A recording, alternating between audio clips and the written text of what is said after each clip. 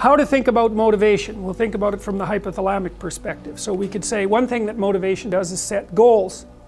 We could say that emotions track progress towards goals. And I'm going to use that schema even though it's not exactly right. So you say, well, motivation determines where you're going to aim. So if you're hungry, you're going to aim at something to eat. And then that will organize your perceptions so that you zero out everything that isn't relevant to that task, which is almost everything. You concentrate on those few things that are going to facilitate your movement forward.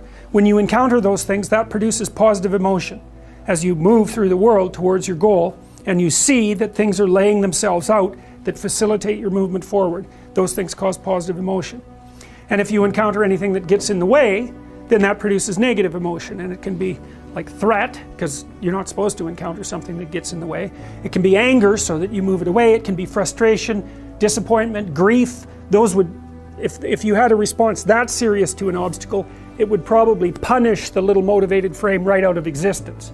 You know, so you walk downstairs and, I don't know, the contracting company has set a wrecking ball through your kitchen. It's like, that's going to be disappointing. You're not going to keep eating the peanut butter sandwich in the rubble. That little frame is going to get punished out of existence, and some new goal is going to pop up in its stead.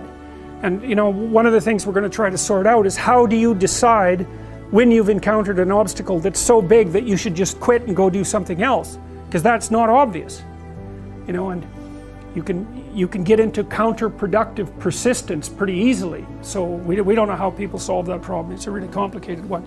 So anyways, we're going to work on that scenario. Your hypothalamus pops up micro goals that are directly relevant to biological survival. That produces a frame of reference. So it's not a goal, it's not a drive, and it's not a collection of behaviors. It's a little personality. And the personality has a viewpoint, it has thoughts that go along with it. It has perceptions, it has action tendencies, all of that.